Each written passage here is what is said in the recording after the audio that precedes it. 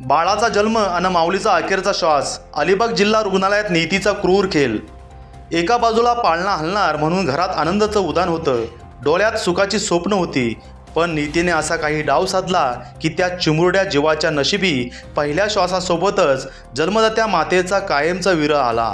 अलिबाग जिल्हा रुग्णालयात घडलेल्या एका हृदयद्रावक घटनेने संपूर्ण कोकण सुन्न झाले आहे. 32 वर्षीय विवाह विशाल दुर्गावले यांनी एका गोंडस बाळाला जन्म दिला, पण त्या बाळाचा चेहरा डोळे भरून पाहण्यापूर्वीच या माऊलीने जगाचा निरोप घेतला. कुरुळ तालुका अलिबाग येथील विशाल दुर्गावले यांच्या संसाराची वेल बहरणार होती. 9 मार्च रोजी पत्नी विवाह यांना प्रसूतीसाठी जिल्हा रुग्णालयात दाखल करण्यात आले. 11 मार्चची ती पहाट सुमारे 2 वाजता बाळाच्या रडण्याचा आवाज गुंजला. बाळ सुखरूप आहे हा निरोप ऐकून बाहेर थांबलेल्या नातेवाईकांच्या चेहऱ्यावर हसू उमटलं, पण हे हसू काही मिनिटातच ओसरलं. श्वास रोखलं गेलं आणि काळजाचा ठोका चुकला. प्रसूतीनंतर अवघ्या काही वेळातच विवाह यांची प्रकृती झपाट्याने बिघडली.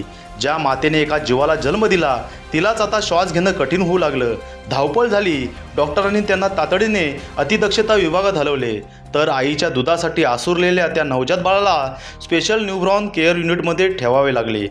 आई एका वार्डात मृत्यूशी झुंजत होती, तर बाळ दुसऱ्या वार्डात आईच्या स्पर्शाची वाट पाहत होती.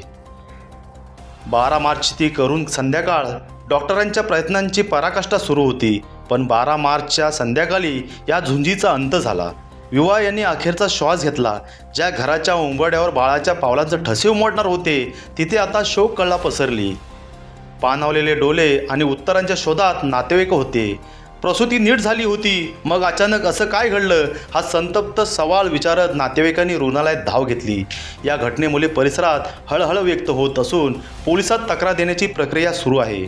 मात्र पोलिसांच्या कागदपत्रात ही केवळ नोंद असेल, पण त्या चिमुरड्या बाळाच्या आयुष्यात निर्माण झालेली पोकळी कधीच भरून निघणार नाही. ज्या माऊलीने 9 महिने त्या जीवाला काळजात जपलं, तिला त्या लेकराला एकदा मायेने कुरवलताही आलं नाही. नीती इतकी क्रूर कशी असू शकते असा हृदय पिळवून टाकणारा प्रश्न उपस्थित होतो.